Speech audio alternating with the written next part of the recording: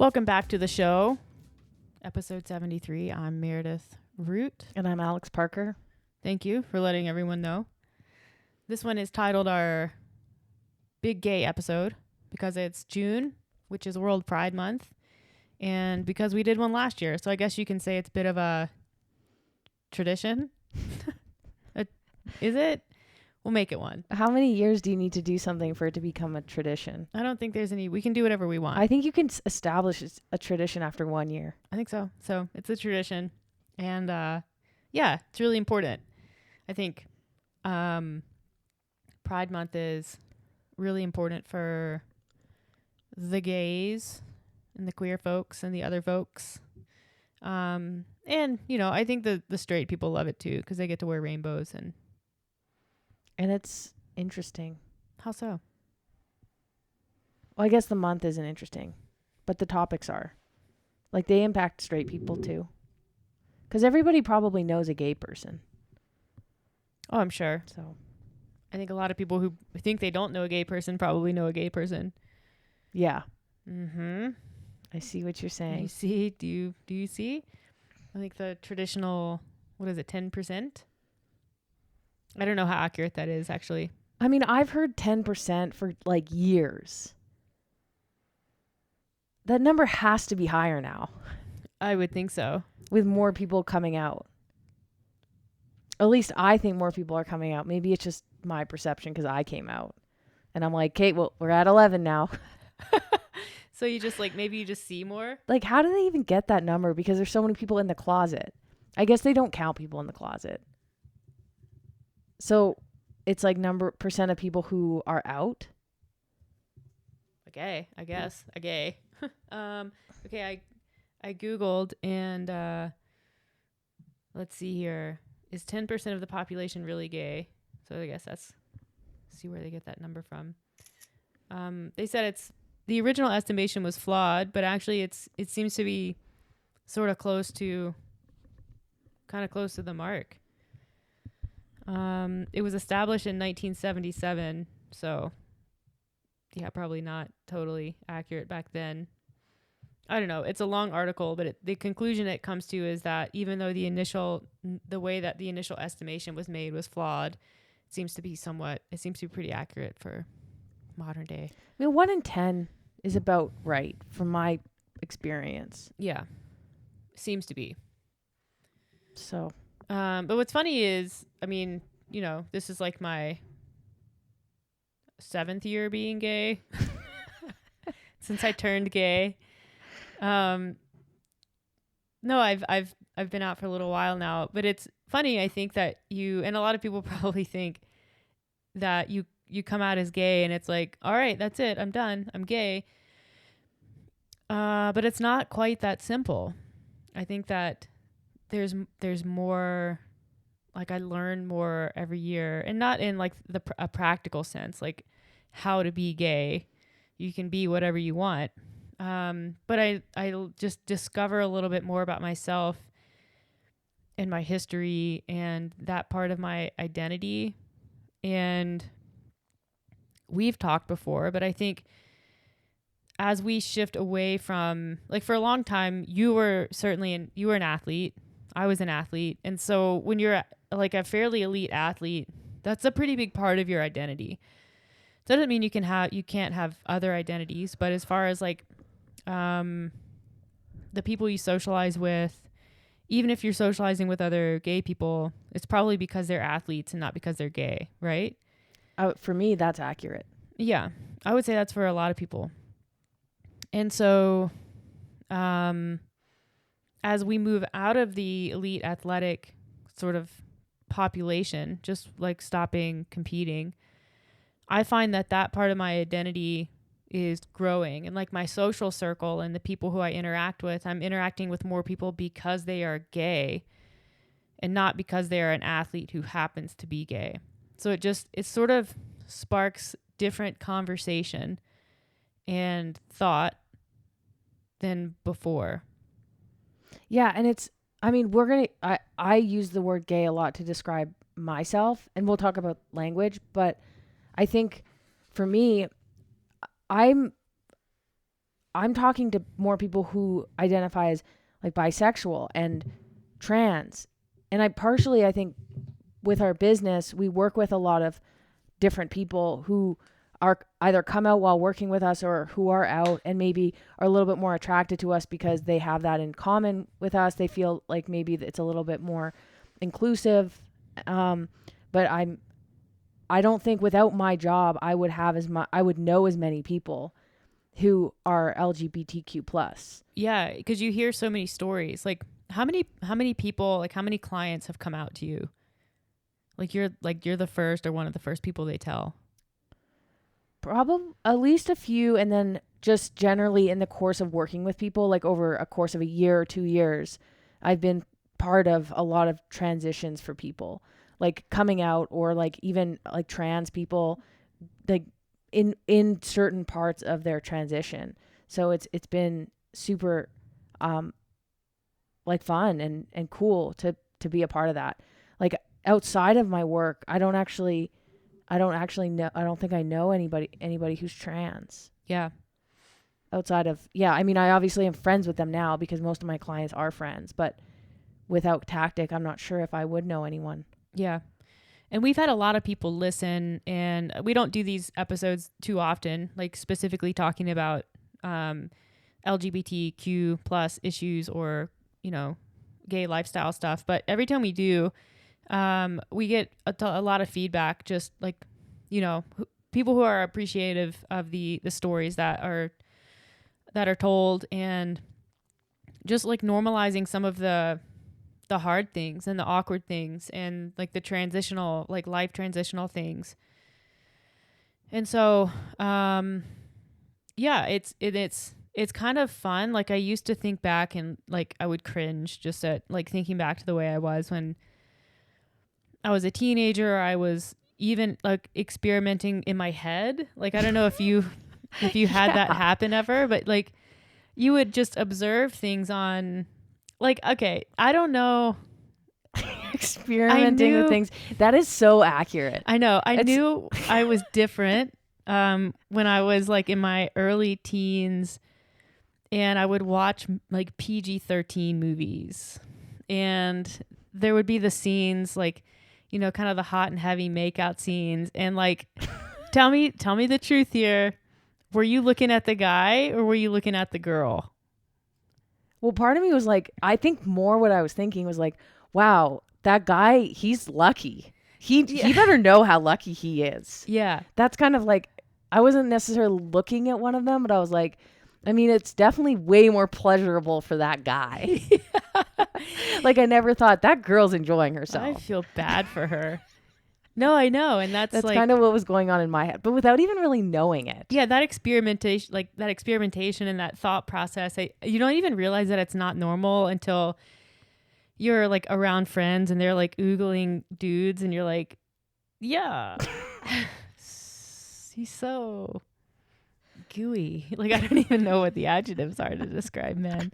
And then you start to realize like, hey, my brain is different and it doesn't work the same. I used to like see, this was more when I was a teenager. I used to like see girls walking down the street, for example, and not in a creepy way. Like I'd just be like driving and I would look at them and be like, why am I so like, and it wasn't like I was like ogling them like men do or, whatever. But it was more like I would look at them and like much more than I would look at men. Like they kind of caught my eye. And for a while there, I thought, and this was me trying to convince myself that I wasn't maybe necessarily different. I'm like, oh, it's just because like I want to like be them. Yeah, I just admire them. I like their style, and I'm looking at them to get ideas. But you also know that that's not true. Oh yeah, I remember my first. I did a pretty good job convincing myself for a while. Okay, I'm gonna tell part of myself. I'll tell a story. I don't know that you've heard this story. If you haven't, I'm actually surprised. But I'll tell you my first like girl crush. And it was kind of when I realized like, ew, I mean, that was basically, that sound was my entire adolescence. Yeah. Oh, that. Yeah. I used to go to summer camp. I used to go to like a YMCA camp. Wait, I just want to interrupt. To describe that sound, that feeling. Yeah. It's like when do do you ever get songs stuck in your head and you have a go-to song to get another song out of your head? Yeah. Like if a song's stuck in my head, I sing like, this is going to be embarrassing, but it's the song from Annie. Like, it's a hard not life. That song gets other songs out of my head. Yeah. And it was almost like I had that for like any kind of like gay thoughts or like me, any realizations that I'm gay. I almost had like things to think about that like would just like snuff those thoughts. Like you're putting out a candle. Yeah, like a candle snuffer. It's coming. Okay, snuff it. Snuff it. Go play sports. Do anything. Play piano. Yeah. So yeah, we used to go to the summer camp, like YMCA camps. Sometimes they were sports camps. Sometimes they were like horse camps. And we were there. I must have been like 10 or 11, and we had gone for the summer, and one of the camp counselors, her name was Cassidy, and she drove a Jeep, as in like, there's your sign. I don't actually know if she was gay, but in my fantasy land, she is gay, and she was a vital part of my coming out eventually when I was fucking 27. So anyways, Cassidy, YMCA counselor, drives a Jeep, and like super athletic, super fun. I'm liking this story so far. It's like it was topless Jeep, like the typical summer car. I was like, oh my God, I love her. And so just like very much obsessed, but not in like I wasn't like the type to try to be around her all the time. It was like you were cool about it. Yeah, I admired her from a creepy distance, that kind of thing. So anyways, I guarantee you she had no idea that I was obsessed with her. Like, just to point that out, there's absolutely no way she could have known. Because you were so cool about it. I don't think I was cool about anything back then, but I was certainly afraid that something weird would happen. And then the best part is something weird did happen. And so it was a pool camp, because we would have activities, and then you go to the pool. And so Wait, it was a pool camp, or being at the pool was just part of one of the activities? It was part of one of the activities. Okay. It was there were other activities. Okay. So there was one afternoon that was like a pool afternoon. And so I went into the locker room at the pool because you're supposed to shower before you get in the pool. And at that time I was a rule follower. I'm not so much anymore. And, so I never liked the communal showers. I would always go use a shower, even if I had a bathing suit on. I don't know why that was. Probably, I don't know. I have no idea. In case you got a lady boner and people could see it. Yeah. So anyways, I'm in the locker room, and I go and I pick, and all of the shower curtains are like closed, but like it doesn't really sound like anyone's in there. So out of the 12 showers that are available, I open the one that's in use, and guess who's taking a shower and is completely naked? Cassidy. It was like 12 out of 10 embarrassing. And Did she invite you in? No, that would have been like illegal. But okay, sorry. I'm sorry I went there. I didn't realize there was an age thing. I mean, I assume. Okay, sorry. She was old enough to drive a car. I just took it and ran. Yeah. Back it up. We don't condone that. No, I closed the shower and ran off, and then it was like so awkward because like no one acknowledged when you it. opened, I want to get the full picture here. When you opened the shower, yeah, was she like facing me? And so did she cover up? She kind of did what you would do. Yeah, what most people would do. Okay, I'm just curious. Yeah, and that's not like I was just generally I want to paint the whole photo. That's the picture. Yeah, and then I'm pretty sure I went and I got in the pool and I waited to the water height where like just my nose was above the water, and I stayed there for the afternoon. Just like that. Just eyes and nose above the water like a frog. The thing is though, is like she probably had no idea.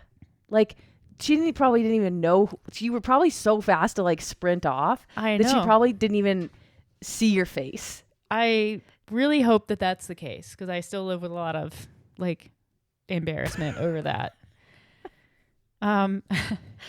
That's not where I actually didn't know that story, and to be honest, I'm a little disappointed that that's where it headed, but that's fine.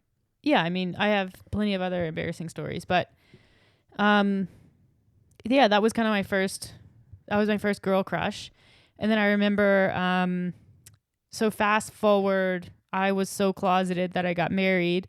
And like, I don't know, like in the South, not even in the South, in a lot of cities within like the CrossFit community, there seems to be one gym that's like the gay gym for some reason. We didn't have that here, but yeah, I don't know. It was a thing in Raleigh. And I didn't go to that gym. I went to a different gym. But there was a competition at that gym. And it was a couple years after I had started CrossFit, and I went there to watch. I wasn't doing the competition. And the owners were two gay women, and they were a couple. And it was like legitimately the first time that I had seen two gay women as a couple, like out in real life. So I'm just like, I was just like watching them. Like, how do they interact? Are they normal? Turns out they're totally normal, and they behave like a normal couple. So that was a pretty eye-opening. Like when I think about like pivotal moments in my coming out, it's like there's little ones, right? And that was a little one that was quite pivotal. It was just like seeing like a gay couple, like a lesbian couple in real life interact. And I went back to that gym a few times to use like equipment that they had, and also / like watch them. Not really. It was really just to use equipment. yeah. But I did get more exposure as a result of that. And yeah, so that was kind of, I mean, I think the seed had been planted for me a long time ago. It just took a long time to grow into a plant. That is me now in my 30s. But that was pretty pivotal. And then having people come into my life who were gay. And I think that's probably a pretty common theme for people who come out like midlife or early 20s, like when they have a pretty established life and family and like situation. I think it does happen a lot of the times when you have gay people in your orbit. And also that's probably where that nasty, like those rumors, oh, you know, they changed you or converted you. Like not like anyone ever said that about me, but I know that gets said sometimes. And it's probably just because of that correlation. Like you see that it is okay. You can live a normal life-ish and be happier than you are now.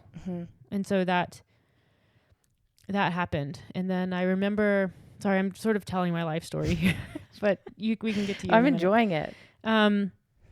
I remember the first time that like I kind of dated a girl, and this was obviously after I had gotten out of my relationship with a not girl, and she broke up with me, and I haven't felt pain and heartache like that ever. And it makes total sense, but literally like I was like, this is gonna kill me. Like I'm gonna die. It's like you feel like you're just like falling. There's like a bottomless pit, and you just keep falling and you keep falling and you keep falling. And it's like Gandalf in Lord of the Rings when the Balrog kills him. You don't understand that reference, but he falls and falls and falls and falls and falls and falls for like years. That's what it feels like. I know. You're like, there's absolutely no way I can come back from this. I'm literally dead. I'm alive, but I'm dead. There's nothing inside of me. I'm a hollow person. I don't want to feel feelings. I'm never going to have feelings. And yeah, I mean, it worked out fine for everybody. I totally get it. I remember I had my fair share of breakups with guys. Not a fair share. It was like 2 that I was actually in a semi-serious relationship with. They thought it was serious. Let's put it that way. I was always half in, half out. That's the important part. It's like you spend your time and your years like half dating people, and like you're kind of convinced that like, well, connection must be a myth, or like mostly the relationship is just avoiding that person as much as possible. Yeah. I mean, like a lot of my adolescence, well, not adolescence necessarily, because I was more like friends with guys. And then when I like was in college, and then after college, like in the CrossFit community, I spent a lot of time avoiding getting asked out. Yeah. Well, there's like a situation where you can if you're really athletic and you're kind of fun and funny, you can be one of the Yeah, guys. and I was that for a long time. Yeah, and that's a safe place to be It because is. they don't want to date you Yeah. because you're one of the guys. But like you could tell, and I don't want to say like I had guys chasing me all around because that wasn't the case, but there were you I think as a human being, you kind of know when someone likes you. And then it's like, okay, now you got to go into defense before they're even in offense. Like you almost see it coming. Like that was a lot. And then you have people like, and like, this isn't anything against my mom, but she'd be like, oh, he really likes you. I can tell. And you're just like, oh. But I like girls. I don't like Yeah. boys. And it's difficult.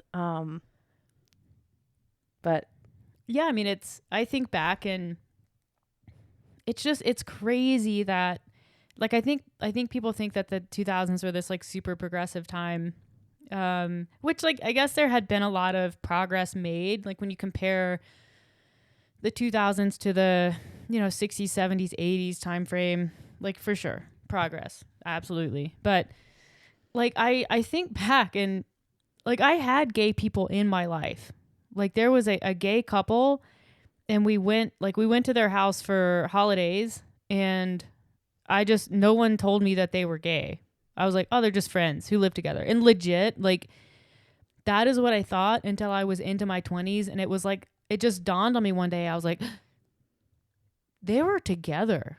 Like they were partners together. And no one told me. It was like we were fine going to see them, but no one wanted to be like, yeah, Hall and Steven are gay. They are partner. They love each other very much. Like they share a bed. yeah. Because you can do that if you love someone who's the same sex as you. That's okay.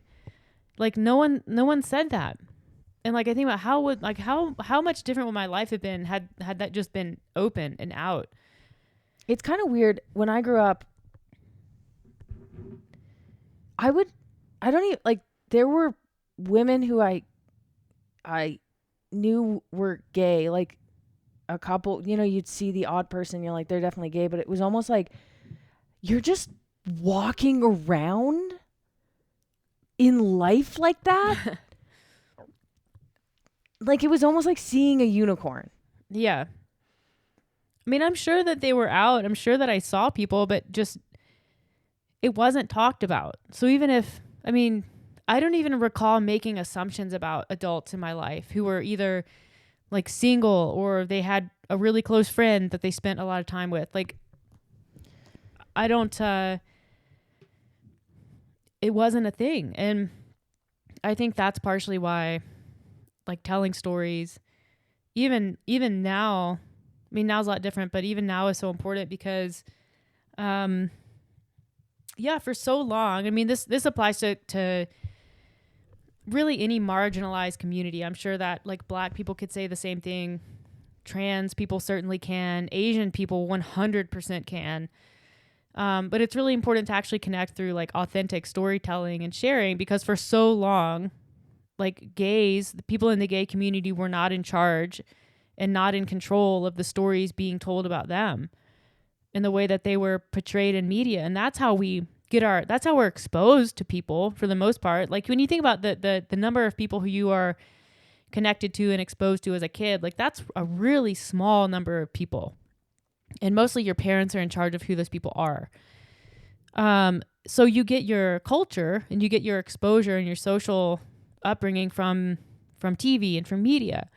And like we read this book recently by Jill Gutowitz called Girls Can Kiss Now. And what makes this book super amazing is like she's your age.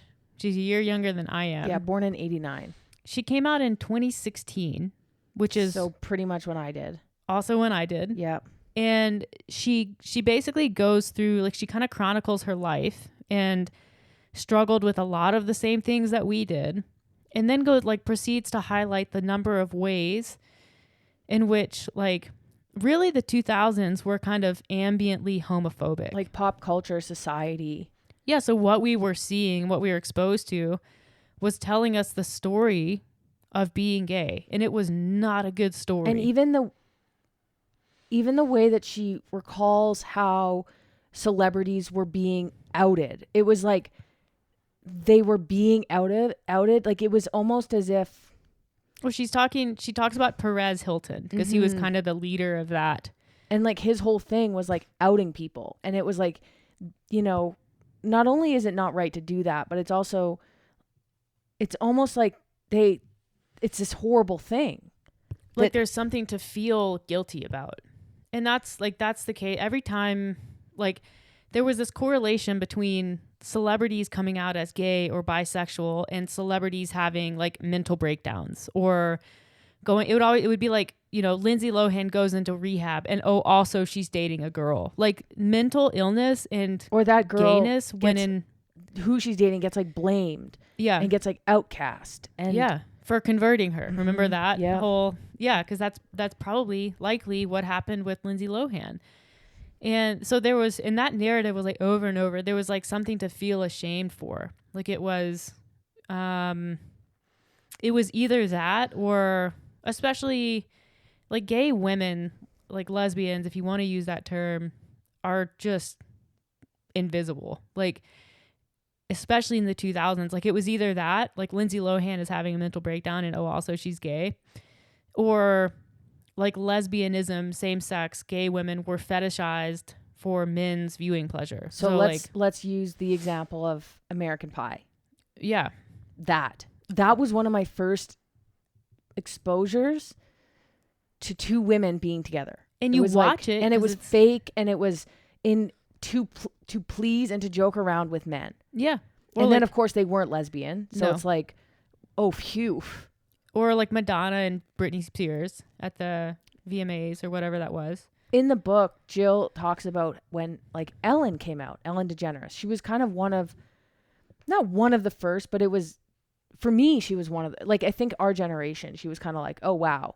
And like, I didn't watch her show, but like, I kind of remember. And then I also like, of course, knew like the Ellen DeGeneres show later on. Yeah. But Jill said in this book, like Ellen came out and then she met somebody who was out, who was also named Ellen. And she's like, as ridiculous as it sounds, I thought that like all gay women were named Ellen because that was the only, I had only been exposed to two gay women and they were both named Ellen. Yeah. That's how, and I'm going to use the word sheltered, but I don't necessarily think, I think it's just the product of the way that society was kind of framing women who. Yeah. And like, I mean, there was Ellen, there was Rosie O'Donnell, like she came out in the early 2000s. Yeah. And like, but most of the people coming out like as gay women were like comedians. So I'm like, oh, I guess it's a joke. You know what I mean? Like there's that whole, like, it's a joke. Like it's it's something to be made fun of. And, like Wanda Sykes was another one. So like my early exposure to gay women in media was like comedians. Like it's something to laugh at. And frequently, like as sad as it is, like Ellen has, Rosie definitely has, and Wanda had, they have all made fun of themselves for like, cause I'm sure that they harbor some like internalized phobia. Oh, 100%. And it's that thing where if you make fun of yourself first, no one else can do it before like can do it. They're laughing with you. Yeah. You take the power away from it a little bit. I'm not saying I haven't like read that has been their experience, but I imagine that has something to do with it. Oh, for sure. Like it's hard not to, but, what are some more examples? Like that line in Mean Girls, which it's crazy to go back and watch movies and TV shows from the 2000s because they are just like so horrible to gays and trans people. Like, I think for me, when I was thinking about coming out, like I've talked about this, so I'm not going to go into the details, but like really just not okay with being gay. But I didn't even know why. It was just, I knew that it was almost a bad thing. It's like, I didn't want to be different. It's like, it's acceptable. Like I knew my parents would be okay with it, but I knew that it wasn't what was best. And you're immediately like othered. Yeah. And I kind of was that person who was having success and was I don't want to say the perfect kid, but like I was pretty a good kid, and coming out wasn't that. And I don't even know where that came from. And then we read this book. I read it first and then told Meredith, like, you have to read this book. It's hitting. It's hitting. I feel like I need therapy after it, but Like I again, like you go, I'm sorry, I'm stumbling over my words here, but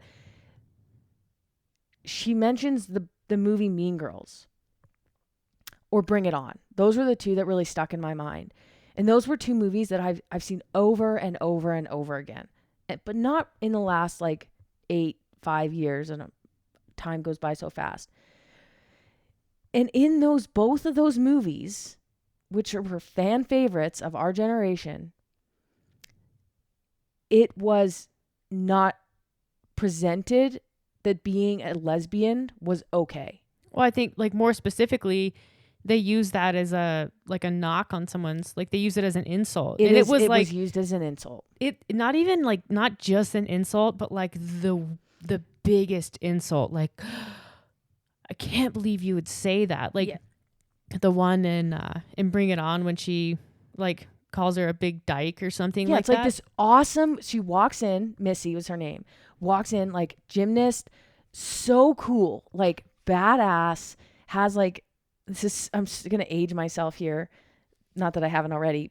Like a keychain full of keys, like hanging off her jeans. Where are your keys, Missy? And she has drawn like a tattoo around her bicep. And like, okay, now that's not cool, but she definitely had the cool vibes, like not traditional cheerleader.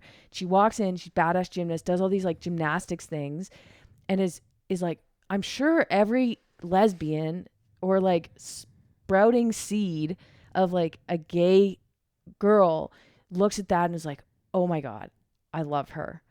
And maybe identifies with her, and some people might. And then what happens is one of the cheerleaders goes, yeah, and she just has major dyke vibes. Yeah. And that not only like was like, everyone was kind of like, but like Missy took so much offense to that and kind of stormed off as if it was the worst thing that could have been said. And so in my mind, it's like, well, I don't want to being gay is bad. And it's like, if you could easily put yourself in that situation and like imagine getting that insult, but then you also know that you are gay, and it's like that is like, it's the most nightmarish. So it's like at that point you're taking 4 steps back into the closet that you're already in. It's just like you're just further. like, you know what? I live here. I am just gonna. And also probably why I don't like the word dyke. It was probably from that movie. I think there's a number of words that you have to like. You either decide you don't like them or you retake ownership of them. Like dyke, I don't like the word lesbian. Let's talk about the language. About like it generally, or so Meredith and I had a conversation a while back, and we were like, why don't we like to be called a lesbian? Yeah. We refer, and you probably picked up on this, I like to refer to myself as I am gay. Not I am a lesbian or I am a dyke. I've never really called myself that. And I kind of have issue to it when someone says, "Oh, you're that." And it like makes my skin crawl a little bit to hear it. Yeah, and like I know straight people who use the term, gay people who use the term. It's not like it's the N word where it's like this. It's got this awful, just. But it kind of does. But to us, it kind of does. But it's really hard to articulate what I think. Okay, but I think we've come down to why. Well, like fundamentally, like. Just like for sake of comparison, it's a noun. Yes. Like when you're referring to gay, like you don't call a gay man traditionally like a gay. Like sometimes I'm being funny and I say like the gays as in like the group, but I don't call someone a gay. And I just want you to stop and think, and I'm not going to say these words, but I want you to think whenever a group of people, especially a marginalized group of people, is referred to as a noun, stop and think what those words are. There's like 3 or 4 that come to mind for me, and they're never good. It's never a good situation if those words are getting thrown around. But gay women, lesbian, a noun. It's like, but I'm still a person. I don't know. It's. But also like it's not easy to say. It's like awkward. Lesbian. It's got too many syllables. Like, really? I don't think it's the silly syllables. I think Okay. it's just like, But I think like it's like the word, okay, like it, for me, it's like saying the word like vagina. It's like, what? Why are you saying that out loud? well, I don't think there's a problem saying the word vagina. It's a part of the body. To Like, me, I just don't like that. I It's think like, probably what you don't like is the stereotypical baggage that comes with the word lesbian. yeah, that's probably right. That's probably more. It's probably more that than it is like similarity to the word vagina. I don't think that that's it at all. Vagina also has a lot of syllables, though. Yeah, I mean, but like lesbian for you, probably like it There's does a for connotation. me, and it conjures up all these images of really of gay women being misrepresented in the media. It's because we heard that word thrown at people as an insult Yeah. for years, and so Like in Mean Girls. to be casually referred to a word that is historically insulting, like not really something that like I want to be affiliated with. And it's I realize like it's probably different for other people, but it sounds like something about it just is really pejorative. Yeah. And you know what? I'm going to say that this is us. If you're listening to this and you're like, I have no problem with that word. All the best. Yeah. We don't like, there's nothing wrong with that word. But I think for us, there's we take issue with it, and that's fine. And it's also like it's a word that's been fetishized for so like again, and it goes back to the way gay women have existed in the media, and it's either they're a joke or they are pleasing men. And so like there's a reason, like I think on Tumblr or Reddit, like lesbian is a like NFSW word, not safe for work. Like it's flagged. It won't, you can't look stuff up on your work server. Your computer's like, that's porn. And it won't let you look at it because that's the extent to which that word has been fetishized. Yeah. And that's like Google lesbian and then click on videos and see what you get. Like, yeah, I don't know. That's just, it's not the way I like to refer to myself or be identified as. So it's like, I will usually correct people in a polite way if they say it more than a few times. Like, just like, hey, by the way, I don't like that word. You can call me gay. And you can also call me Meredith. You can call me daddy. Me? You. Okay. Okay, so there's another thing. What's the last name? Carmen Esposito. So Meredith and I are like big new fans of hers. And we, partially because of, I think, moving away from the athletic scene and moving into more of just like being a part of regular society that you maybe don't get as much when you're really into athletics and spending all your free time athletics. And you're not going to parties, you're not going to gay bars and all these things. You're not spending time with people who aren't athletes. And like kind of going back to what Meredith said about rediscovering aspects of our identity. And so Carmen talks a lot about how she identifies within as a gay woman. And for me, I didn't even know that there were like ways to identify within being gay. Like, I think she describes herself as, she identifies more as like she's more masculine. So I think she said she kind of identifies more closer to like how a gay man. Yeah, like visually. A feminine gay man. Yeah. She has short hair. And to me, I'm like, I've never even thought about like, or someone said, she says, well, I have big boobs. And so it kind of it's weird for me because people will say like, oh, you're a mommy. But I see myself more as a daddy. And I've never even heard these Alex words is like, before. what's a mommy and a daddy? And so I'm kind of like diving into this world where there's all these like, there's this huge subculture. Yeah. That I didn't even know existed. And that's part of me just being maybe a little bit naive, not on purpose, just because of who I encountered in my life and spent time with. Yeah, I mean, you thought that your option was vanilla cake. Mm-hmm. And then you get to the cake store and they're like, well, would you like Madagascar vanilla or would you like vanilla bean?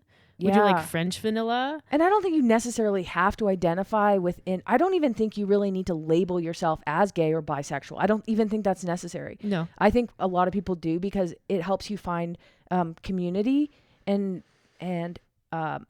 people who are like-minded, and that helps build a community around you and support, and you learn more about yourself and you can be open and honest.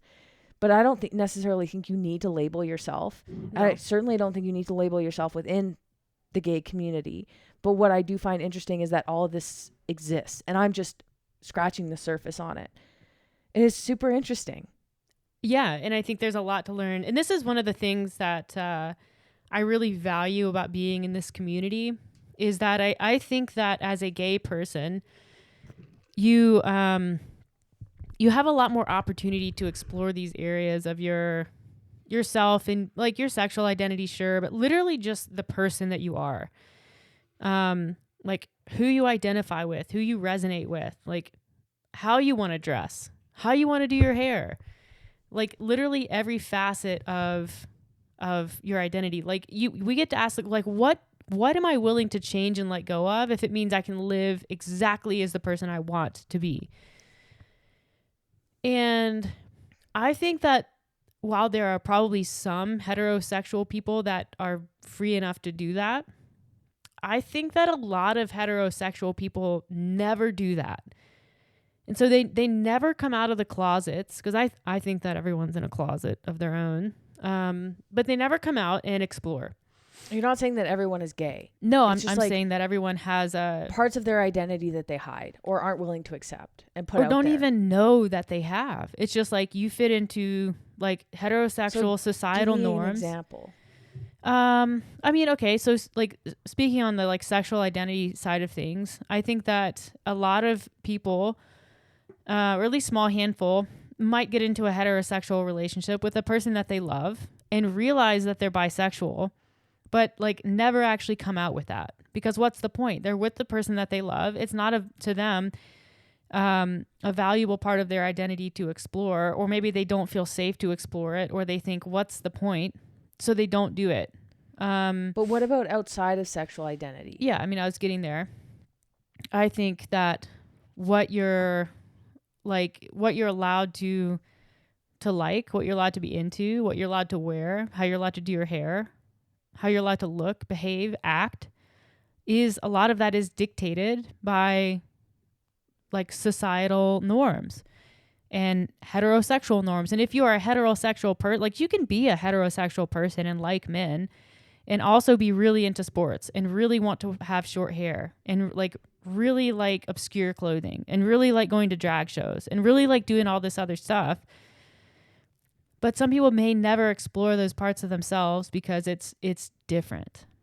So on that, Meredith and I have picked a wedding date, and I have been searching for what I want to wear.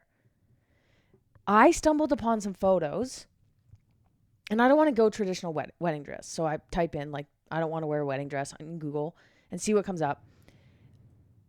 To my surprise, I saw photos, and this is, I don't even know what this says about me. But there were pictures of heterosexual couples both wearing suits. I've seen those. And I was like, what? Mm-hmm. How? Well, first, they're probably like, European. Good for you. I know. Because I don't think most, I've obviously never seen that. And to me, it's like this thing in my head where it's like, not okay. It is okay, but it's like growing up, everything. You're also like, that's weird. So anything that's like different, right, is like, ooh, even though that makes no sense. It doesn't. Yeah, I saw those too. I'm glad that you brought that up. And I was like, what?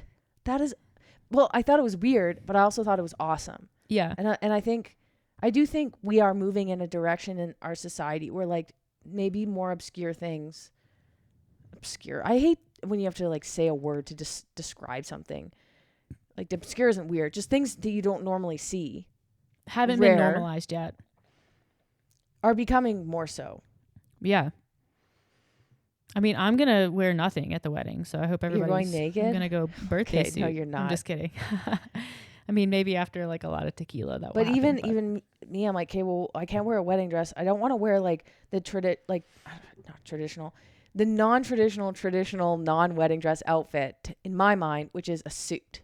It's like I don't want to wear a dress, I've but I never worn a also suit. That's don't want not to wear a me. suit. I'm not a suit person. I've never worn suspenders.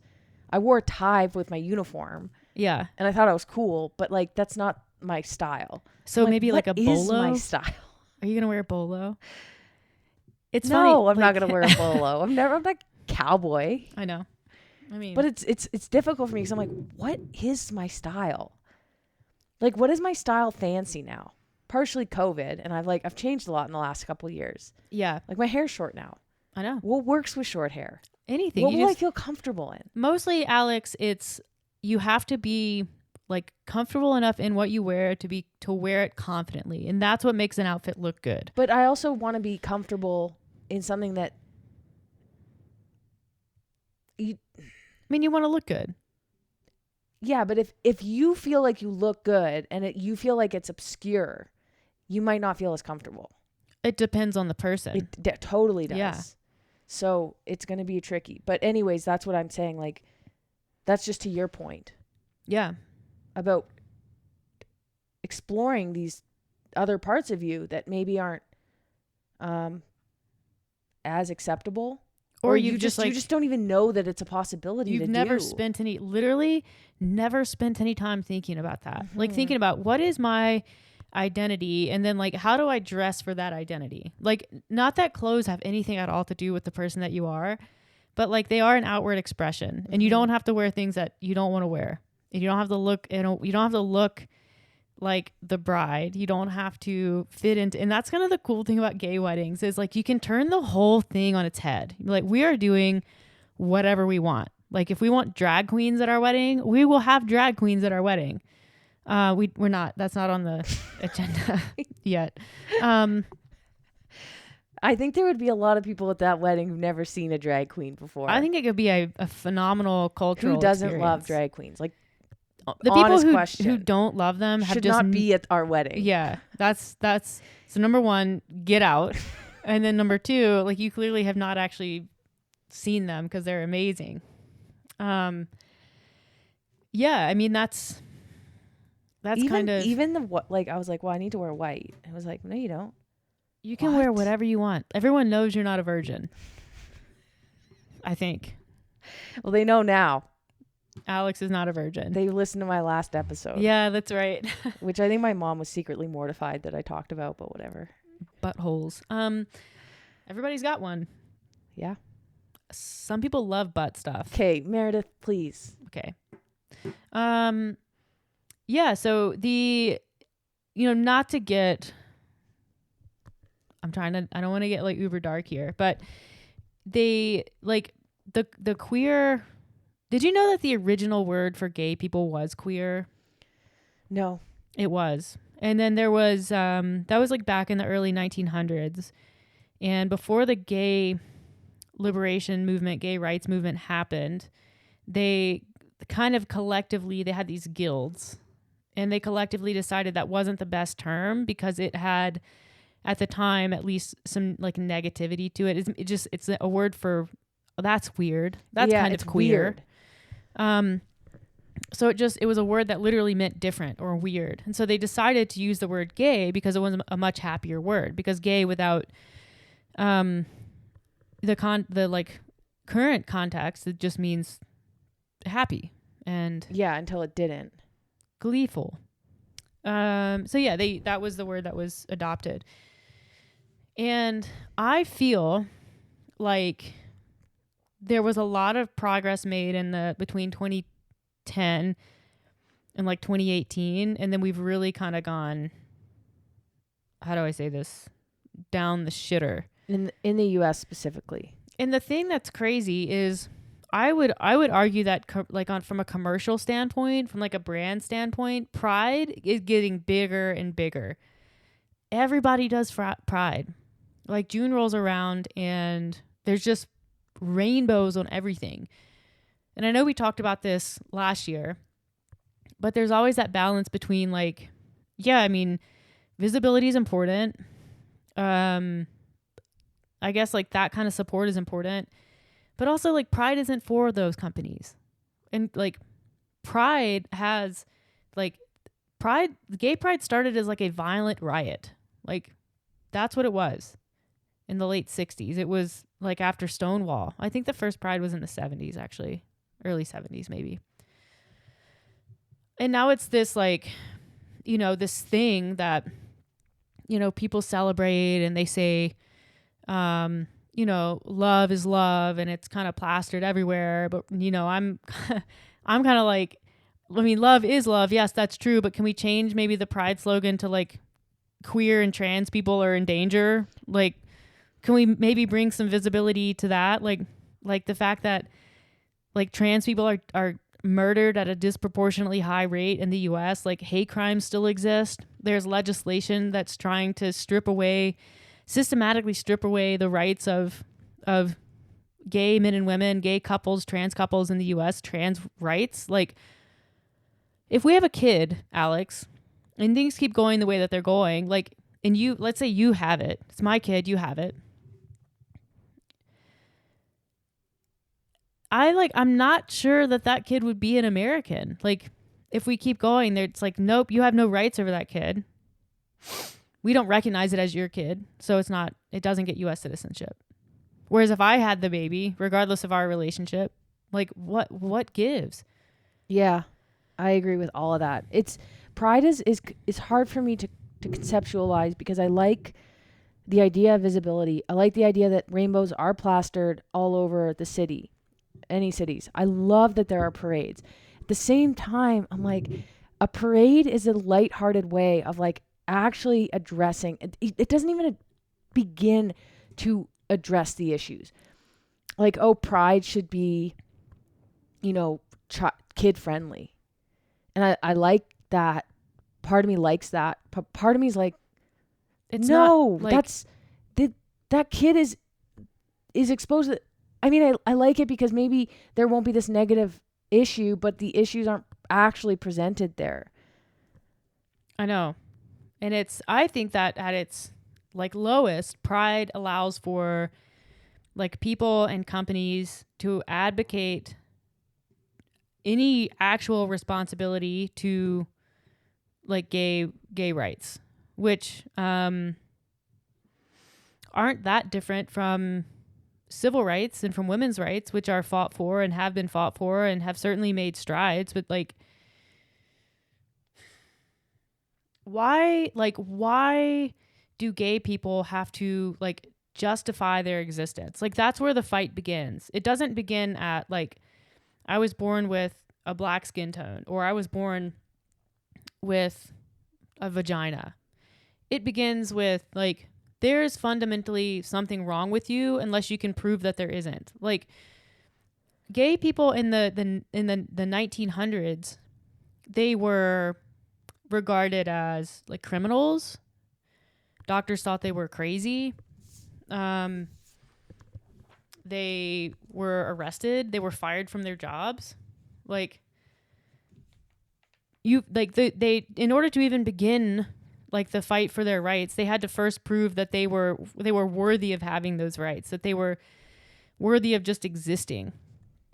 And I feel like as far as the movement has become or has gone, like that we have to kind of like resume that fight again, which is essentially like fighting against the religious right that we are not like fundamentally sinners and therefore like worse, like, terrible people that don't deserve to be alive. Like, it's such an ironic thing because we live in Canada and also in the US, like that's a liberal state, like lowercase l. I don't mean liberal as in Democrat. I mean liberal as in liberty. And like the liberal state makes a few promises. It promises to protect its citizens from violence and discrimination from the state, but also from other people in the state. It promises freedom. It promises self-governance. And yet gay people and trans people and other people so often are like denied those basic human rights. Still in 2022. There was an Instagram post that I saw that was posted by somebody I follow, just like not a famous person, just somebody regular. They posted this video of this kid. He was the valedictorian at his high school, and he was not allowed to use the word gay in his speech. But he wanted to talk about how he had struggled with coming out and wanted to kind of tell his coming out story. And so what he did was he used the fact he had curly hair. And he basically used curly hair in place of gay. So he would say, it took me a really long time to accept the fact that I had curly hair. And, you know, I finally kind of told my friends and like said to my friends, like, I have curly hair and I'm okay with it. And, you know, they accepted me for that. And they said, show your curly hair, like grow your curly hair, all these things. Anyways, there was a long speech. And underneath the caption said, the kids are okay. And I think the person who posted this, who's also gay, said like, no, the kids are not okay. That's not okay. Like, yeah, it's great that kid still felt like he could stand up there and spread his message. But the fact that he wasn't allowed to actually say the word gay is not okay. Like, what the heck? I know. Yeah, you're spreading this message that we're strong enough to overcome, but like, are we? You're spreading the message that it's still not okay to exist. It's still not okay to use that language. It's still not okay for your kid to be gay. It's still not okay to identify. Like, it's so messed up. And I think we're so confused, really, about what direction we're going. Like, we push so hard. And when I say we, I don't mean me. I'm not the most like powerful social justice warrior out there, but we as in a community pushed for these rights like you talked about. And it's just, I don't know if it's because we've pushed hard and actually made a dent that the pushback is so much stronger. And also just the way that the politics are specifically in the US are. Yeah.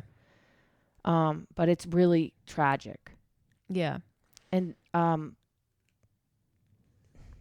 yeah, I don't know if you want to speak more to that. Yeah, there's a level of ignorance that comes with modern allyship, that comes with supporting gay people. I mean, like I said, I think pride allows a lot of it lets a lot of people off the hook for like living in a society that continues to be homophobic, it continues to be transphobic, it continues to be racist. Like, and it's difficult to hear that, you know, you do harm by existing in that society. Even gay people do harm by existing in that society. But there's like the ignorance that comes with that allyship is people don't understand like the actual impact to life that this can have, that this like a regression, a removal of rights. Like there are people that will say to you like, oh, I support you. And I'm like, do you support me as a person? Like, would you be okay if my rights were systemically stripped away and I was like denied marriage? I couldn't have a kid, like basic human stuff. Would you be okay then? I guess thank you. I sometimes wonder, like, sometimes I get the like, you're acceptable. Like, I'll put up with you. But like, I sometimes wonder with some people, well, what if if your kid was gay? Would that be okay? Yeah. Or if your I don't kid want was to I don't want to make people like have a really dreary outlook on people, but it's sometimes hard for me when I know who people vote for and what they tolerate. And then they say like, oh, yeah, it's great that you're, getting married. And I'm like, I'm confused. It's great that I'm getting married. But you don't support. You also support candidates who would rather I not really get hard. married. It's really hard because I want to accept that. And I want to be like, I'm so glad that you accept me and that you support me and that, but at the same time, I'm troubled Yeah. by that. Because of the, it's not hypocrisy. It's not doing one thing and saying another. It's not that. It's, I don't know the word. It's confusing. I've been struggling a little bit lately with confusion. Part of me wants to be treated like a normal human, like for being in a same-sex couple not to be a thing. So, for example, the wedding. I don't want to have to say like, oh, Alex is a girl, or you say Alex is a girl. Well, I don't say that. What I do is I use say Alexandra. my partner Alexandra. Yeah, or like, I don't know, like to have to say like, I mean, in any situation, really, like it just not to be, I don't want to be, and that again, this could just be me, but I don't want to be conscious of the fact that you're a girl and there be some like embarrassment or shame or whatever. I want it to be like, it is totally fine. It's not a thing, I guess is the best way to put it. At the same time, I want people to know I'm gay because I think visibility is so important for like the next generation or my generation or the next generation of gay people coming out, and they could be of any age. Yeah. And I think it's important, and I know it's important because people who were visible before I came out was the stepping stone that I used to come out. It was like, I see you.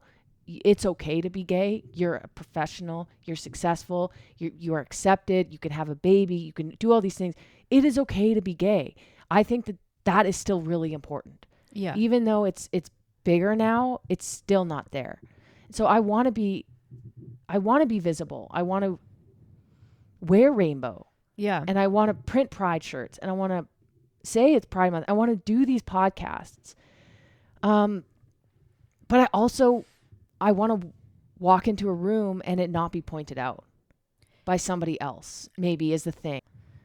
We have a number of people who are extremely supportive, extremely accepting, like in our life.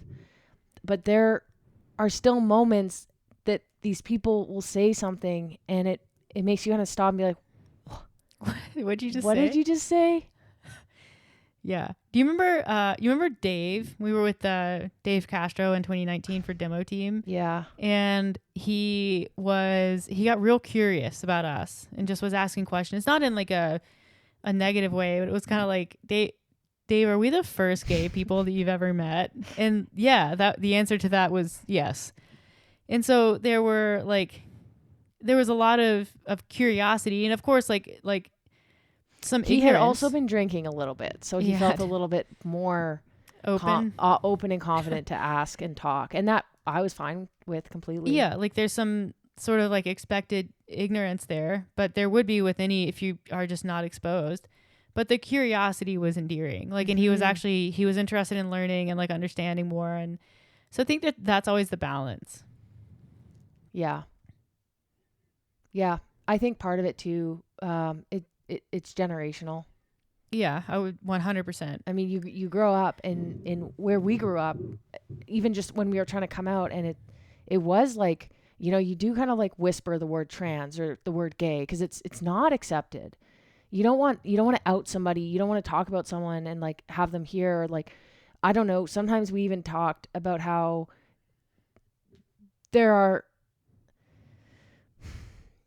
you can't even ask someone if they're gay.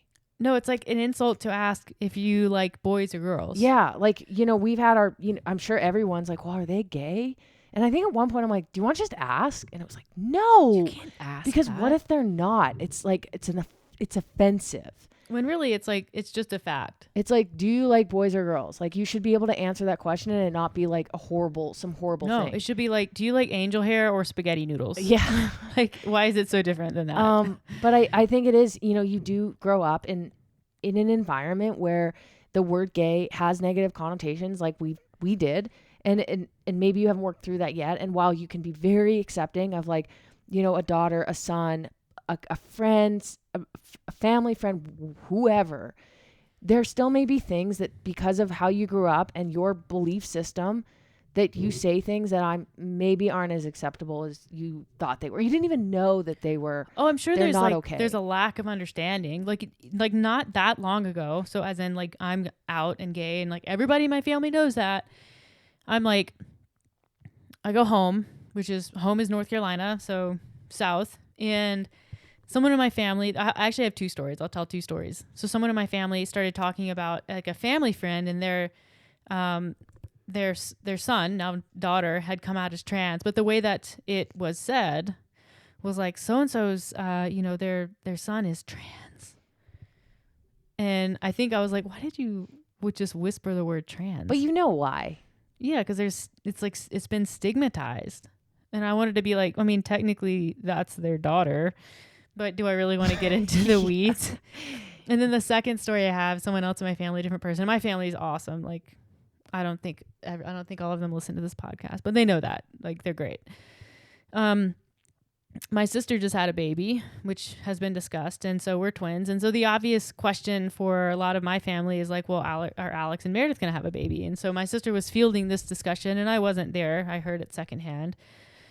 And obviously, like the logistics of same-sex couples having babies is somewhat complicated and expensive, and everybody knows that. And so I think Megan was explaining the cost, which is not insignificant. It's very expensive to have babies as gays. And one of my family members basically said, well, why don't they just find get one of their male friends and like just sleep with them one time and get pregnant that way? And that would like deadpan dead ass serious. Like that would be cheaper. Which is, it's not untrue. And like if that's your thing and that's how you want to go that route or do the turkey baster, for sure, go for it. But I guess it's somebody who just hasn't actually thought about it. Like they're supportive, but like they still say shit that's like, really? But it's like it's tough because you want to be like, excuse me, no, but also you kind of want to be like, my response, and part of it too, and I know this is in other areas of society where you just want to like brush through it, like be like, yeah, well, that's not really how it works. Okay, yeah. Next topic. That's like, yeah, that's part of like, well, you can either like assimilate and like accept those little minor insults, or you can like stand up and sort of probably to some extent get rejected, at least temporarily. Like you're going to take people off. Is it even an insult? Oh, it's like insensitive maybe because things aren't considered. It's like, well, why don't they just do this? It's like, because like that's just not. It's hard. Yeah, it's like it's not. I could think up 100 examples that would make you equally uncomfortable. But it's not even personal. It's not insults to your person. Even the trans things, like calling family members out for saying that incorrectly or misgendering people. Like, I think that there's a fine line because you want to be able and feel like you can point that out, but people get really insulted by that stuff. Yeah, I think it's an uncomfortable moment. But back to the personal comments. Yeah, there's something like there's curiosity, and that feels good. It feels good to know that the people in your life are genuinely curious about you and comfortable enough to maybe make certain comments and jokes. And that's good, I think. Mm-hmm. Yeah, I think that's mostly good, but then it's yeah, it's kind of like how people used to throw around the word gay, like, oh, it's so gay. And like that, it's this thing, and I'm not saying that they compare at all, but it's just this thing that's in the background that like when you're a kid, you're like, yeah, that's so gay. But also so am I. So right. Yeah, for sure. And so you let it wash over you, but like when that happens 1,000 times, all of a sudden you're married to a man and in the closet for your entire life. Yeah. That's a good way of saying it. Yeah, so it's delicate. But the last thing I'll say, and this is just because I have so many thoughts in my brain right now, is like we're faulting them, but also we're not. It's No. like, I can't fault someone for feeling comfortable enough and feeling like they are so accepting that they can crack a joke or make an assumption. Yeah. I like that. I do kind of like that. But at the same time, I'm like, but that's why I was in the closet for so long also, you know? I'm so repressed. I continue to be so repressed. And it's like, it's societal. It's like, it's what we saw on TV. It's, you know, what we experience at home. Like, you know, in the in the TV show Heartstopper, when the boy's mom, who's very accepting, before he came out, she was like, "Oh, don't worry, you'll find a girl that you like." Okay, but also, like, did his coming out story kind of make you, like, when he actually did come out, and her response to that, and I know it's TV and like they can script it however they want, but I was literally like just like teared up because I'm like, this is everything that I wish I had had at that age. I mean, like, different, but I was like, that's so special. Yeah, I mean, my parents were like that, but I mean, like, at that age, though. it was more like, yeah, yeah. I think there's a lot in that show. What I love about that show, and I did a bit of a dive into it, is it is empowering so many people to come out right now. Oh, I'm sure. And they're sending their parents, or at least one story, she sent her parents a clip and said, "I'm gay. If you are wondering how to respond to this, here is an example," and sent a clip of the boy coming out to his mom and his mom's reaction. And I love that. But yeah, it's so interesting and complicated, at least for me. Mm-hmm. We were in Crate and Barrel the other day registering for our wedding registry. And we walked up and the lady goes, "Can I help you?" And she goes, and Meredith goes, "Well, you know, we want to register for a registry." And I was kind of standing behind you. And I was like, "Oh, here we go again." She's going to, you know, she goes to Meredith and goes, "Well, what's your name?" And then she kind of looks at me and like, there was no hesitation. She was like, "What's your name?" It was like, "Alex." "Okay, let's get you two going." Like, it was, that was probably one of the most public experiences, like in public, at a store, at a hotel, where there wasn't even like a question in someone's, it was almost like she thought I was a man. Well, she certainly treated you. Yeah. And because there's almost always like, well, you know, what's your fiance's or what's your boyfriend's name? Or they'll kind of look at me and like wait for me to be like, I'm her partner. Yeah. Or look to you to introduce me as her partner. Which honestly, I usually do just to avoid that. And I didn't. And that's, part of me wants to be like, "Oh, I'm so nitty. I put people on the spot. I'm looking for it." But the fact of the matter is, this is just what I do. And maybe it is nitty. Maybe I should overlook it. But it's just that I have feelings around that. So anyways, I'm all happy and I just feel so comfortable. It's like, oh, it immediately I am treated like a normal person. Yeah. We're at Crate and Barrel. We're treated like just whatever. And like I said, hate the word normal, but I'm using it. And then we went to check out because we bought some new sheets, and Meredith saw a little jar of pride pins, and she took a picture, and I was like, "Well, why did you take a picture?" And I thought she was maybe taking a picture for like, "Oh, pride is just for these companies to have, you know, to have pins." And maybe it was because we were treated as if we were just like a heterosexual couple. Like, there was no question. There was no like extra thing that we had to go through.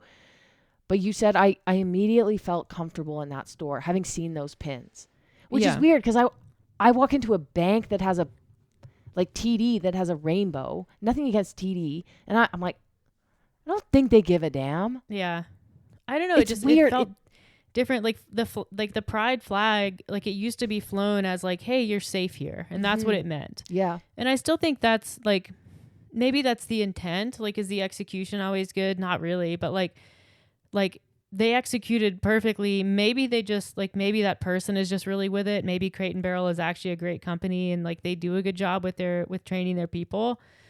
But the whole experience was just like start to finish, like seeing those pins and being like, "Oh, we're welcome here." And then having that experience on top of seeing those pins in Pride Month just felt very like, like, I guess people can change and people can evolve. And that's like, you know, we watched this documentary. Well, before you get into that, I just want to say, I am, as a person who is actually gay, am confused as to what to think about pride.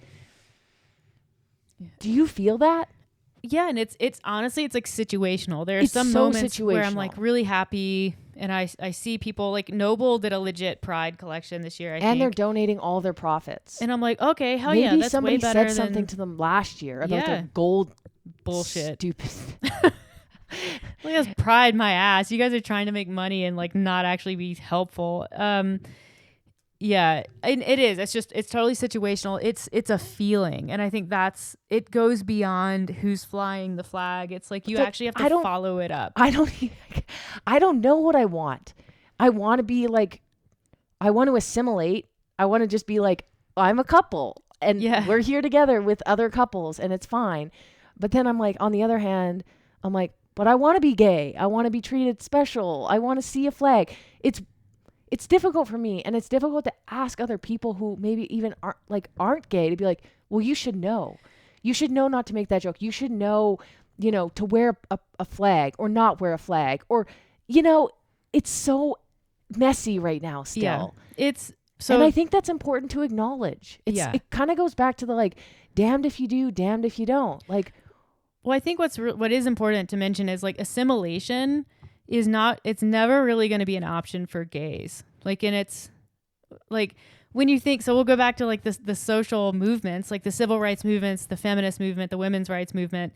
Those like people, they had the most success when they started behaving like the white men in power. And like that's what made those movements successful, because it's like, we will accept you because you are living and playing by our rules and you're acting like us, and that makes us feel safe.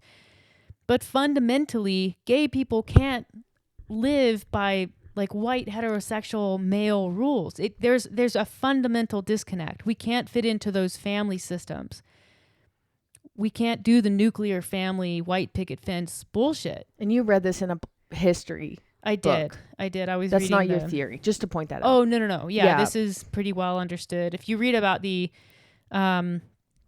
social movements of the like 20th century, it's pretty well. But again, like the gay rights movement had to start from a lower point than the civil rights movement or the women's movement. Remember, because gay people had to first establish like there's nothing wrong with us. Mm-hmm. And then once you establish there's nothing wrong with us, now we begin to fight for equality and basic human rights. But the difference is, because we can't sit at that table, we can't play the white man. The way that the way the gays did it was they circumvented the white man. So they elected people.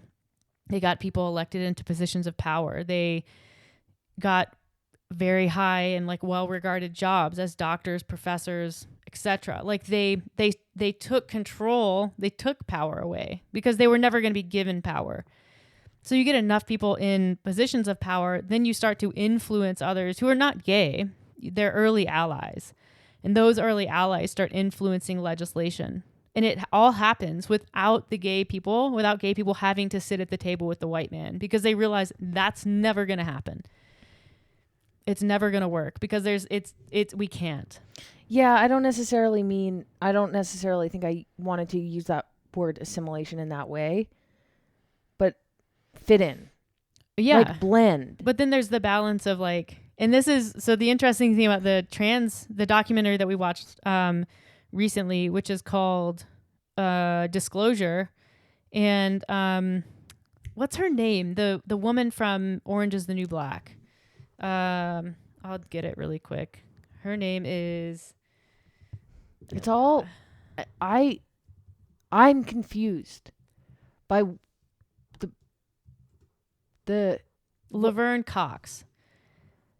So what's interesting there is trans people have a different identity than gay people. Sometimes like there's like gender identity and then there's sexual orientation, but the whole like what was interesting is trans people just wanted to be treated like their gender identity. Like it's the point of being trans is not to be out and say I'm trans. It's to live your life as a woman or as a man. And so in that way, there is kind of an assimilation, like a blending in. And so there's just like inherently less visibility in that community than the gay community. I think there's still confusion, and this is what I gather from the documentary. I think there's still a little bit of confusion on their part as well from that group, in that, and it was the documentary highlighted a lot of actors and experts in the area, historians, talking about, okay, so if I'm trans in a movie, and they talked about the history of how trans people were depicted. Spark Notes, not good.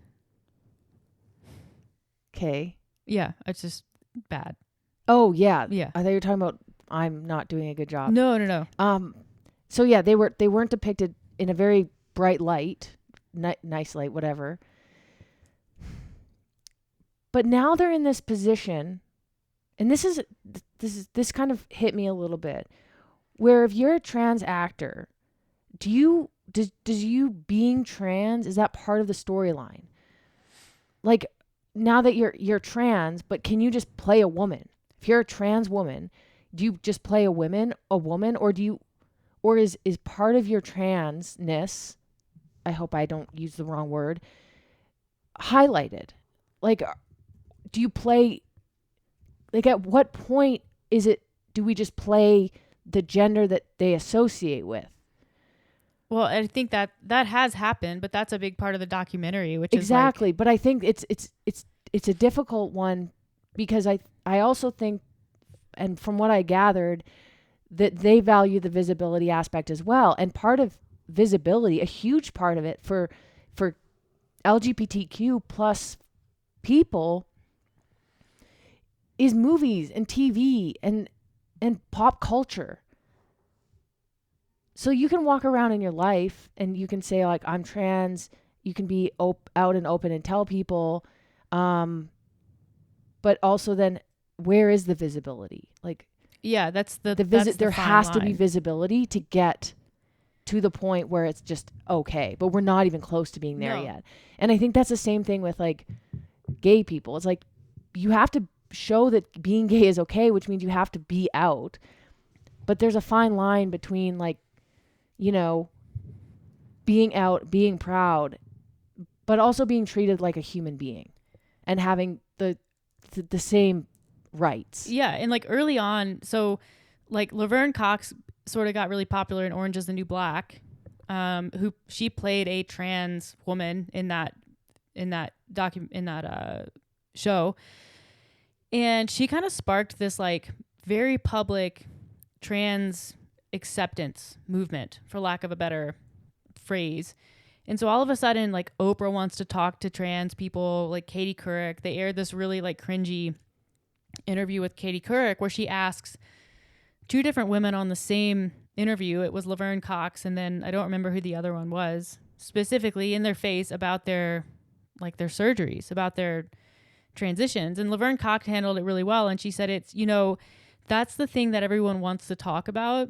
And when you talk about that, it dehumanizes us, and it takes away from the actual lived experience of being trans. It takes away from a lot of the violence and discrimination that we experience every day. And that is what needs to be discussed. Like the surgery and the transition is such a minor part of that identity. And so I think that was a really good, and like the cool thing about Katie Couric, like consummate professional, she came back and was like, I learned that what was okay to say and ask and what wasn't. And like they showed similar clips of Oprah. And I think that is just a really good indication that people can evolve, like their belief systems and understanding of things can evolve, and they can take criticism and change, instead of taking, like, not being able to take criticism, instead of, sort of doubling down. But I think that like the discussion on trans, that like the trans experience and the gay experience is really important right now, because it is. And she, like Laverne Cox says in the documentary, she says, you always have to be skeptical of when a few people are elevated and celebrated, but most people are still oppressed, because that does nothing to disrupt the system. And that's true. And the same thing can be said for gay people. Like right now, arguably it is like quote unquote cool to be gay. Everybody wants to, like, everybody knows a gay person. There are tons of gay or, gender fluid or bisexual people in. And Jill notes that in her book. She's like, man, being gay is like cool now. It's like awesome. But like back then when I was actually discovering I was gay, it was like so not cool. But you also have to it's cool because like Harry Styles is like, they're like, what is Harry Styles? Is he gay? Is he bisexual? Like Dua Lipa, like there's all these like these pop stars that are out, like Kristen Stewart, that are out as gay or bisexual. And so there's this perception that it's cool to be gay, but then in reality, like you have all the people up here at the top who have been elevated and are being celebrated for who they are. But then below them, you still have like systemic repression. You still have like a society that isn't totally accepting of normal people in normal everyday life in America, in Canada, like of friends and family members who come out as trans. Like it's like okay if you're Laverne Cox. It's not safe for a lot of people still. Oh no, it's straight up like violent out there. But some people see the people who are elevated and celebrated, and they don't know that the way that they necessarily vote has an impact on so many people. Yeah, it's like, oh yeah, I love Laverne Cox and Orange is the New Black, and I think they're just great. And then they vote like straight up red, just all the way down the ticket. And it's like, and I hate the U.S. for that right now because there's two options. It's like, you want Italian food or you want Chinese food. Like you only have two options. And what if you just don't like it? It's a really, I don't know how to fix that, but yeah, it matters. And I think right now it's like being out and being visible matters because it does help people. It helps kids a lot. Like I think about what if I had access to what I have access to now as a kid? Like my life would have been completely different. And sometimes I think back, and I know you do too, you think back to those years and you get kind of sad. Like I wish I had come out earlier. I wish I felt empowered to come out earlier. Because like, I mean, I spent over half my life living a lie, like not being comfortable with who I was, me not being comfortable, not anyone else, not having shame from anyone else other than myself.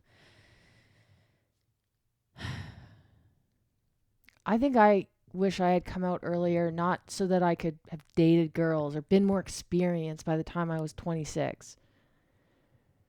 But when I came out, I changed as a person. I was so much more open. I connected with people in a completely different way. My relationship with my parents was stronger. I wasn't as secretive in like other aspects of my life. I was just like, I just kind of let it all go. Yeah. And I'm not saying that's everyone's experience, but I think it is a lot of people's experience. Yep. And I think back in high school, I'm like, I would have just been so much happier. But then at the same time, like, would I have been in those circumstances? In those years, no, I think you would have been. Yeah, it wasn't safe. Then you're opening up to like being bullied and comments and all that, and like I just don't know if the trade-off would have been worth it back then. But it is easy to idealize those years. Yeah. Or even look at teenagers now, and I'm like, they've got it so good. Yeah. But also, I think like my big thing, and I know I kind of stumbled around a little bit, but it really is it is a bit of a confusing situation for people. Yeah. And for me specifically, like kind of going through a bit of a realization and identity change. It's not even like I've already changed from like, yeah, like you said at the beginning, you think you just come out of the closet and you're like, all right, sweet, we're gay. done here. Yeah. Nope. You are just beginning, I think, at that point. You don't realize it. And I think with the way that the U.S. politics are pushing back and the division it's forcing us to kind of double down on this. Like, I don't want to just be a human who just identifies as gay and who is married to a woman. Like, I want to be part of the fight. I want to help other people. I want everyone to know that this is okay. I want people who are voting against, in a way, voting against equal rights for us, to say that's not okay, because I know Alex, and it's more than just I'm okay with Alex. It's like, I want Alex to have equal rights. Yeah. I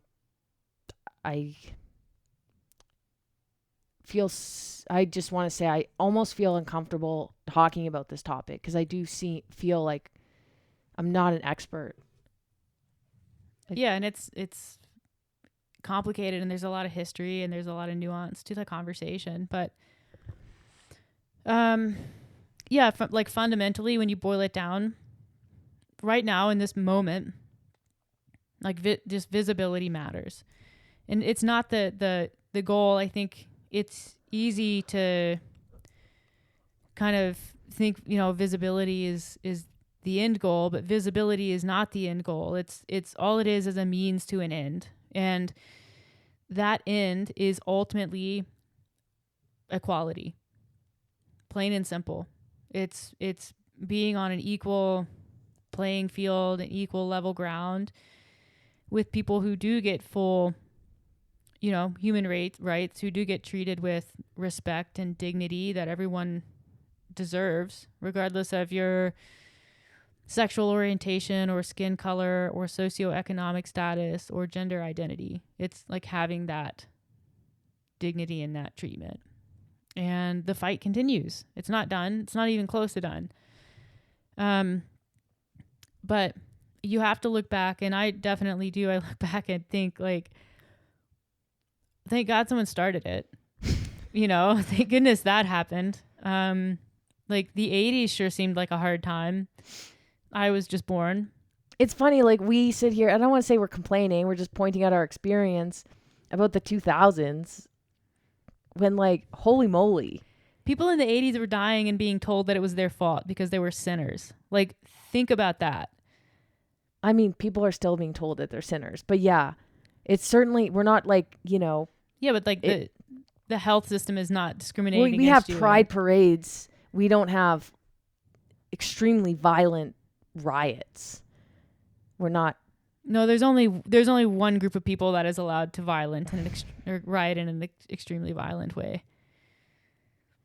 The insurrectionist. But anyways, yeah, that was a bit of a ramble, but I think we got through some important points there. If you've made it this far, thank you. If you are someone who, like, I'll say it because it's really important. If you're someone who's in the closet and you just want to talk about it, like, you don't feel safe to come out to your friends or family, we hold space for that. We've had those conversations online before.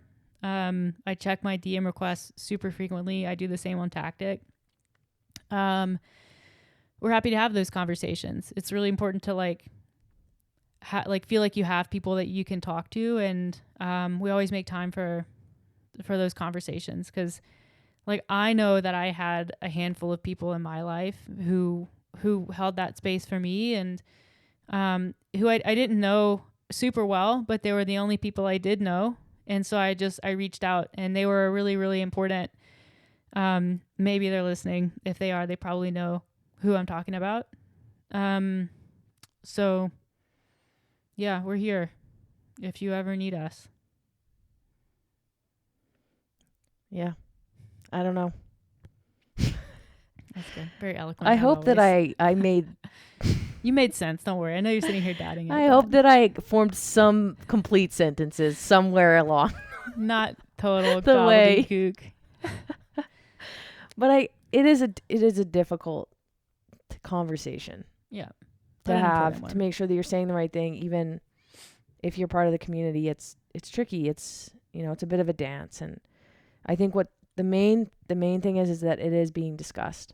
Yep. I think that is honestly the most important thing. Yeah. And if someone says the wrong thing, there's nothing wrong with that person. They're not bad. They're not mean. They just don't know. Yeah. And that's when you can step in and say, hey, I'm not sure that works. That didn't land it. I didn't land like you think it did. Yeah. Yeah. And you can ask for that. And there's nothing wrong with that. Yep. So that's where I'm at. Great. But thanks for hanging in there. This was a long one. Really appreciate it. Share it if you feel like this was an important and helpful conversation. We really always appreciate that. And yeah, we will catch you again. Happy Pride. Happy Pride. Yeah, sorry, shit. I almost forgot to say it. Happy Pride to all our gays and our queers and our trans and others and allies, Two-Spirit folks. We see you. We appreciate the work that you're doing, and we will keep doing our best in the fight to come.